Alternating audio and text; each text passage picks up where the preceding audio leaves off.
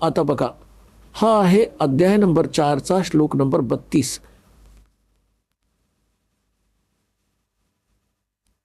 ह्यामध्ये हे आहे एवं बहुविधः यज्ञः विततः ब्रह्मणः मुखे.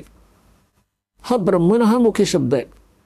कर्मजान विद्धि तान सर्वान एवं ज्ञात्वा विमोक्षसे. याचा अर्थ यांनी कसा केला आहे की अशा प्रकारे आणखीही खूप प्रकारचे यज्ञ म्हणजे धार्मिक अनुष्ठान. यांनी ब्रह्मणा मुखेचा अर्थ इथे अनर्थ केला. वेदाची वाणी सांगितला, लिहिला. वेदाच्या वाणीत सविस्तर सांगितले आहे आणि त्या सर्वांना तू कर्मजान हे चुकीचं आहे, शारीरिक क्रियेद्वारे संपन्न होणारे समज. अशा प्रकारे तत्वाने जाणून घेऊन त्यांच्या अनुष्ठानाद्वारे तू कर्मबंधनातून पूर्णपणे मुक्त होशील. आता यांनी जी गडबड केली आहे इथे केली आहे, ब्रह्मणा मुखेचा अर्थ केला आहे वेदाची वाणी. आता बघा, म्हणतात चोर चोराव तोंबडी और गड्ढे पाणी में वो गड्ढे वा उपरावन सच्चाई छानी ना. आता एखाद्या चोराने कोणाचं सुका भोपळा चोरला, आता त्याला लपवायला जागा सापडली नाही तेव्हा पाण्यात सोडला खाली आणि बाहेर येऊन बसला. एवढ्या वेळात तो परत वर आला. तो परत खाली दाबत असे आणि मग परत थोडा चमकत वर यायचा. तेव्हा यांनी प्रयत्न खूप केला आहे सत्याला त्या सुक्या भोपळ्यासारखं पाण्यात लपवण्याचा, पण लपून राहत नाही पाण्यात सुका भोपळा. तर आता बघा, गीता अध्याय नंबर 17च्या श्लोक नंबर 23 मध्ये हाच शब्द आहे ब्रह्मणः. इथे यांनी अनुवाद बरोबर केलाय. हा बघा, अध्याय नंबर 17तला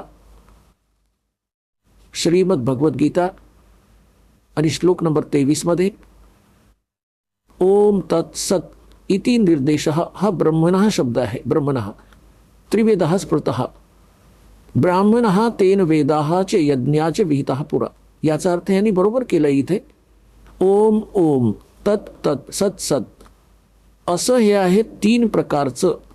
ब्रह्मणः म्हणजे सच्चिदानंद घनब्रह्मचं नाव सांगितलं आहे. ह्या ब्रह्मणाचा अर्थ हा आहे खरा. ब्रह्मणः म्हणजे सच्चिदानंद घनब्रह्म. आता पुण्यात्म्यांनो, ब्रह्मचा अर्थ तसा तर परमात्मा होतो, पण ब्रह्मने जसा ईश म्हणजे काय होतं? स्वामी, धनी, परमात्मा. ईश म्हणा, ब्रह्म म्हणा. आता पुन्हा परब्रह्म शब्द आला आहे, आपल्याला ऐकायला मिळाला. परब्रह्म म्हणजे ह्याचा नेक्स्ट ब्रह्म, ब्रह्मचा नेक्स्ट. जसे एक आजोबा, एक पणजोबा, आजोबांच्या वरचे आजोबा, नेक्स्ट ग्रँडफादर. तेव्हा ब्रह्म, मग परब्रह्म, नंतर आपण ऐकला पूर्ण ब्रह्म. आणि महापुरुषांच्या वाणीमध्ये आपण ऐकलं आहे पारब्रह्म. पारब्रह्मचा अर्थ आहे कंप्लीट, सगळ्यांहून पार, सगळ्यात वर, सर्वात शेवटचा. तेव्हा श्रीमद भगवद्गीता अध्याय नंबर 15 मधल्या श्लोक 16 आणि 17 मध्ये 3 पुरुष आहेत. पुरुष म्हणा, राम म्हणा, ईश म्हणा, ब्रह्म म्हणा. आता जसा ब्रह्म, मग परब्रह्म आणि नंतर पूर्ण ब्रह्म. याच प्रकारे गीताजीमध्ये 3 पुरुष सांगितले आहेत 15व्या अध्यायाच्या 16 आणि 17 मध्ये. आता आधी तिथे घेऊन जातो तुम्हाला, मग हे सगळं ज्ञान तुमच्या लक्षात येईल. आता पुण्यात्म्यांनो, इतका एज्युकेटेड इंटेलिजंट माणूस झाला आहे आज. हे कॉम्प्युटर चालवतात छोटी छोटी मुलं आणि मुली. ह्या मोबाईलवर अशा सिस्टीम्स त्यांना खूप चांगल्या प्रकारे सेट करून चालवतात. आणि ह्या अध्यात्म मार्गामध्ये सगळे मागे पडलो आपण. आता आपण अध्यात्म मार्गामध्ये पुढे येऊ.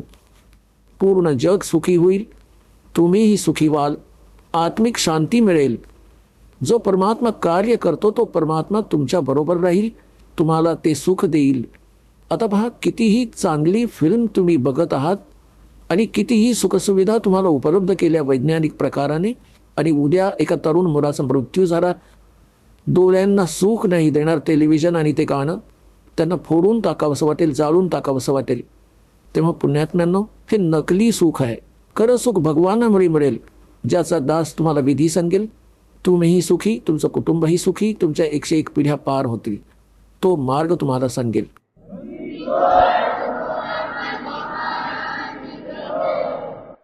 आता बघा, 15व्या अध्यायाच्या 16 आणि 17 मध्ये 3 पुरुष आहेत, 3 भगवान आहेत, 3 ब्रह्म आहेत.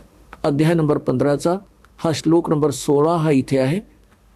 ह्यात लिहिलं आहे की द्वौ इमौ पुरुषौ लोके क्षरहाच अक्षरहाच एवच क्षरः सर्वाणि भूतानि कूटस्थ अक्षरः उच्यते. 16वा श्लोक. ह्याचा अनुवाद इथे केलाय यांनी.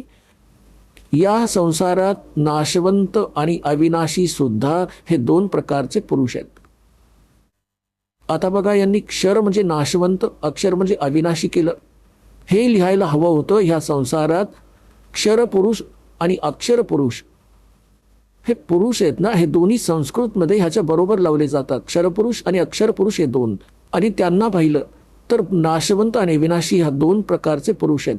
पुरुष म्हणजे परमात्मा आहे, प्रभू आहे, भगवान आहे, ईश आहे, स्वामी आहे.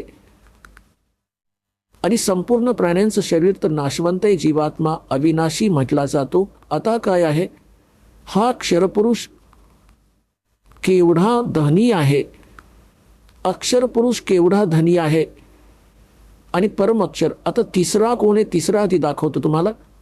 तिसरा जो आहे तो परम अक्षर पुरुष आहे. आता इकडे आपल्या 15व्या अध्यायात 16व्या श्लोकमध्ये दोन पुरुष आहेत, क्षरपुरुष आणि अक्षर पुरुष. हे दोन प्रकारचे पुरुष आहेत आणि त्यांच्या अंतर्गत जेवढे प्राणी आहेत ते नाशवंत आहेत. आणि हा स्वतःही नाशवंत आहे. जीवात्मा तर गाढवाचाही नाही मरत, कुत्र्याचाही नाही मरत. आता इकडे बघा, 15व्या अध्यायाच्या 17व्या श्लोकात काय लिहिलंय की उत्तम पुरुषत्व अन्यः. हा उत्तम पुरुष म्हणजे श्रेष्ठ परमात्मा तर या दोघांहून अन्य आहे, क्षरपुरुष आणि अक्षर पुरुषाहून. क्षरपुरुष क्षर आणि अक्षर, नाशवंत व अविनाशी हे दोन प्रकारचे पुरुष आहेत. यामध्ये लिहिलंय 17व्या श्लोकात 15व्या अध्यायाच्या की उत्तम पुरुषत्व अन्यः परमात्मा इति उदारतः या लोकत्रयम आविश बिभर्ती अव्यय ईश्वरः. वै वै. उत्तम पुरुष तर अन्यही आहे, या दोघांहून कोणी वेगळा आहे तो श्रेष्ठ भगवान परम अक्षर ब्रह्म 3ऱ्या नंबरचा. उत्तम पुरुष तर अन्यही आहे जो तिन्ही लोकांमध्ये प्रवेश करून सर्वांचं पालन पोषण करतो. अविनाशी परमेश्वर परमात्म्याचं असं वर्णन केलं जातं. आपण ऐकत होता जगद्गुरु तत्वदर्शी संत रामपालजी महाराज यांचे मंगल प्रवचन, ज्यांच्या शुभ आशीर्वादाने संपूर्ण विश्वामध्ये 500 पेक्षा जास्त नामदीक्षा केंद्र आहेत, जिथे निशुल्क नामदीक्षा दिली जाते. निशुल्क नामदीक्षा प्राप्त करण्यासाठी आणि अधिक माहितीसाठी संपर्क करा 7030303951 7030303952. अद्वितीय आध्यात्मिक ज्ञान वाचण्यासाठी, पाहण्यासाठी आणि ऐकण्यासाठी संत रामपालजी महाराज ॲप अवश्य डाउनलोड करा किंवा आमची वेबसाईट www.jagadgururampalji.org वर विजिट करा.